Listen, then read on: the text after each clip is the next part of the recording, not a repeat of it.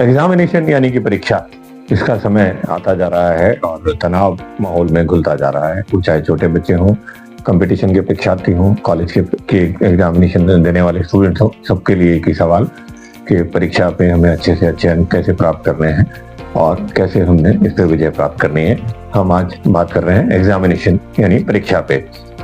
अगर आप टेक्निकल तरीके से चलेंगे, तकनीकी तौर पे चलेंगे, तो आप इसको बड़े आराम से कर पाएंगे, क्योंकि टाइम मैनेजमेंट तकनीक जो है इसमें सबसे ज़्यादा प्रभावी रूप से इस्तेमाल करनी होती है। क्योंकि अभी मान लीजिए हमारे पास में 2 महीने पड़े हैं और हमारे पास किसी सब्जेक्ट का 40% सिलेबस, 40% सिलेबस पड़ा है, किसी का 20% पड़ा है, किसी का 30% पड़ा है, तो हमें बैठ के एक मोटी मोटी प्लानिंग करनी पड़ेगी। अगर हम छोटे बच्चे हैं तो अपने टीचर को साथ में ले सकते हैं या अभिभावक को साथ में ले सकते हैं, अदरवाइज हम खुद कर सकते हैं। हमें प्लानिंग करेंगे कि इस सब्जेक्ट के लिए हमें इतने घंटे की स्टडी की आवश्यकता है, इस सब्जेक्ट के लिए हमें कम स्टडी की आवश्यकता है, इसके लिए हमें ज़्यादा स्टडी की आवश्यकता है। क्योंकि सबसे पहले तो आपका सिलेबस जो है वो कंप्लीट होने का मतलब मैं ये बोल रहा हूँ, लिखा जाना, उसके नोट्स बनाना और उसको एक बार आपने याद कर लेना, ये तीनों कहलाता है सिलेबस को कंप्लीट करना। तो टाइम मैनेजमेंट इसके लिए बहुत जरूरी है। आपको मैनेज करना पड़ेगा कितने घंटे आपको किस सब्जेक्ट को देने हैं और डेली रूटीन में आप कितने घंटे दे सकते हैं। क्योंकि सुबह का समय सबसे अच्छा होता है। आप 2-1 घंटे आप अगर सुबह निकालें, 2-1 घंटे आप दोपहर या शाम को निकालें और रात तो फिर पूरी आपकी है। क्योंकि जीतने वालों के लिए कोई समय बाधा नहीं होता, समय आपको ही निकाल के टाइम मैनेजमेंट के साथ में आगे बढ़ना है। थकान और ब्रेक, थकान होती है तो ब्रेक भी लेना है। इसके लिए भी मैं आपको सलाह दूंगा कि एक तो आप जब रेगुलर 4 या 5 घंटे की स्टडी करते हैं तो 25-25 टेक्निक अपनाएं। 25 मिनट के लिए आप स्टडी करें और फिर 25 मिनट के लिए 25-5-25 आप टेक्निक अपनाएं। 25 मिनट के लिए आप स्टडी करें, 5 मिनट का ब्रेक दें, फिर 25 मिनट आप स्टडी करें। और इस तरह जब आप 2 या 3 साइकिल कर लेंगे तो फिर आप थोड़ी देर के लिए घूमें और बैठ जाएं और फिर से इसको शुरू कर दें। विजुअलाइजेशन टेक्निक का इस्तेमाल भी इसके लिए जरूरी होता है, क्योंकि जो आप नोट्स बना रहे हैं उनको विजुअलाइज तरीके से उसमें चार्ट इत्यादि रखें, तो थोड़ा सा इंटरेस्टिंग, जिसमें आपके दिमाग को भी सूथिंग लगे। तो नोट्स आपके बहुत प्रभावी होने चाहिए, वो आप जरूर बनाएं। बनाए रेडीमेड चार्ट्स, नोट्स, पीडीएफ, इनका उपयोग आप नोट्स बनाने में हेल्प लेने के लिए करते हैं तो आप कर सकते हैं। अदरवाइज वो नोट्स तो आपको खुद ही बनाने चाहिए, ताकि नोट्स बनाते समय भी आप जो लिखेंगे वो आपके दिमाग में छप जाने वाला है। तो आप नोट्स खुद ही बनाएं, प्रभावी नोट्स बनाएं और अच्छे से इसको याद करते रहें। क्योंकि ये 3 नोट्स हमारे 3 प्रकार से काम आएंगे। पहले ये कि जब हम बनाते हैं तब हम याद करेंगे, फिर हम टाइम मैनेजमेंट के हिसाब से उसको याद करेंगे, तो एक छोटी शॉर्ट नोट बना लेंगे और उसके बाद एक सिंगल लाइन नोट बनाएंगे, ताकि एक लाइन से ही हमें पूरा पैराग्राफ और पूरा आंसर हमें याद आ जाएगा, जो हमारे एग्जामिनेशन डेज में काम आने वाले हैं। रटने की बजाय, विजुअलाइजेशन तकनीक के साथ रटने की बजाय समझने का प्रयास करें। हालांकि मैंने पिछले एपिसोड में एमपीटी में भी आपको बताया, उसको मैं रटना नहीं कहूंगा, उसको रिपीटेशन टेक्निक कहूंगा। अगर आपको समझ के याद करने में परेशानी आती है तो आप रिपीटेशन टेक्निक के लिए एमपीटी एपिसोड देख लें। आप रिपीटेशन टेक्निक भी अपना सकते हैं, उससे भी आपको अच्छी तरीके से याद रहना शुरू हो जाएगा। आंसर लिखने के लिए और याद रखने के लिए स्पीड टेक्निक का जरूर उपयोग करें।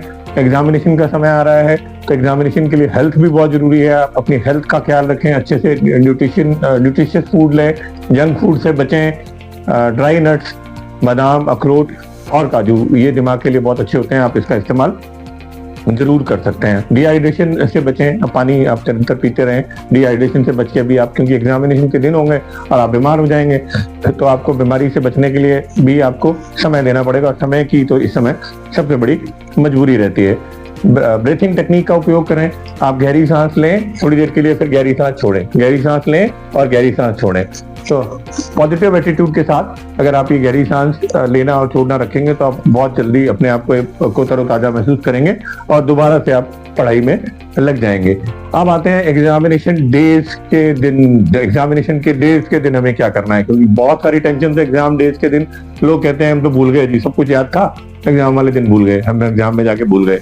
तो मेरी सलाह ये, मैंने देखा है बहुत से लोगों को कंपटीशन की तैयारी और बाहर पेड़ के नीचे किताब को लेकर रटे जा रहे हैं और 10 मिनट रह गए, 15 मिनट रह गए, घड़ी देख रहे हैं, अरे अभी 15-20 मिनट रह गए, अभी 15-20 मिनट रह गए, 10 मिनट रह गए, ये देखे जा रहे हैं आप लोग बार बार।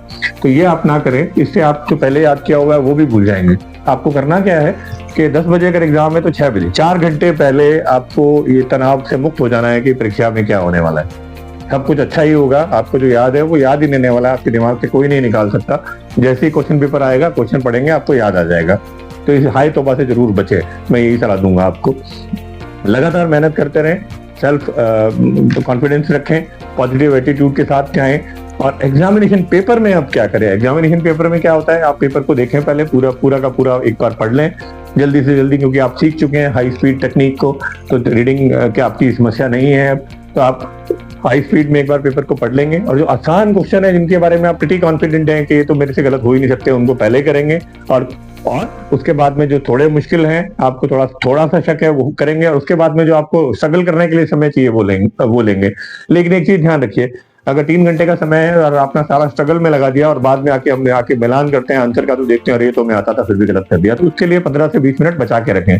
उन 15-20 मिनट में आप पूरे लिखे हुए क्वेश्चन पेपर को जो आपने लिखा है अभी तक, उसको चेक करेंगे, और जहां पे करेक्शन आपको सही लगता है वहां पे करेक्ट कर लेंगे, ताकि ये गलतफहमी से बच सकें कि हमको आता था और हमने नहीं किया। उस समय आपका दिमाग भी सक्रिय होकर आपको मदद करेगा, अरे तुमने गलत लिख दिया, ये सही कर दो। मैं दोबारा से आपको बता देता हूँ, क्योंकि अगर आपने लिख के इसके नोट्स बना लिए हैं या इसको रिपीट देखते रहेंगे तो आप याद रख पाएंगे। टाइम मैनेजमेंट सबसे पहले जरूरी है, ब्रेक उसके बाद में जरूरी है, चार्ट्स और नोट्स बनाना उसके बाद में जरूरी है, शॉर्ट नोट्स बनाना उसके बाद में जरूरी है, विजुअलाइजेशन टेक्निक के साथ रेपिटेशन टेक्निक, रटना या समझ के रटना, ये आपके ऊपर डिपेंड करता है दोनों टेक्निक में से कौन सी टेक्निक अपनाना चाहते हैं। आप रिपीटेटिव टेक्निक भी अपना सकते हैं, आप बार बार लिख के किसी को सुनाने के लिए, समझाने के लिए भी अपना सकते हैं, बार बार खुद भी लिख के देख सकते हैं। उसके बाद में हेल्थ का ध्यान रखना, आपको हेल्दी फूड लेने और जंक फूड से बचना है थोड़े समय के लिए, जब तक आप एग्जामिनेशन, वैसे तो हमेशा ही बचना चाहिए, पर एग्जामिनेशन दिन में छोटे बच्चों को तो और ज्यादा ध्यान रखने की आवश्यकता है। एग्जाम डे के दिन हमने पॉजिटिव एटीट्यूड के साथ जाना है। 4 घंटे पहले मेरी एडवाइस तो ये है कि आपको तनावग्रस्त होने से बचना है, और एग्जामिनेशन में सबसे पहले एग्जाम पेपर पढ़ना है, उसके बाद में उसके आंसर जो सबसे पहले आपको आसान है वो देने हैं, उसके बाद में थोड़े मुश्किल, उसके बाद में आपको जिसमें स्ट्रगल हो रही है वो समय लेना है। 15 से 20 मिनट बचा के सारे एग्जाम पेपर को चेक करना है, ताकि उसमें कुछ अगर गलती है तो हमारा दिमाग खुद बता देगा हमें, और हम उसको सही कर लेंगे। तो हम इस गिल्ट से बच पाएंगे कि आता था और हम नहीं कर पाए। क्योंकि सफलता छोटे छोटे प्रयासों का परिणाम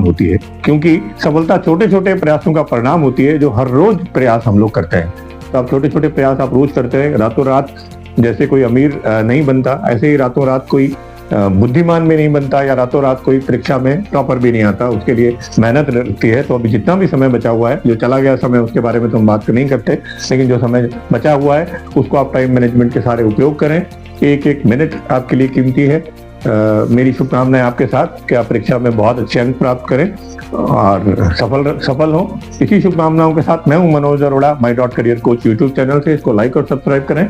हम लोग पर्सनैलिटी डेवलपमेंट के लिए, स्टूडेंट्स के लिए और करियर के लिए, ये तीनों तरह के लोगों के लिए एपिसोड डालते रहते हैं। वहां पे आप विजिट रेगुलरली करते रहें। अपना खूब ख्याल रखिए, खुश रहिए।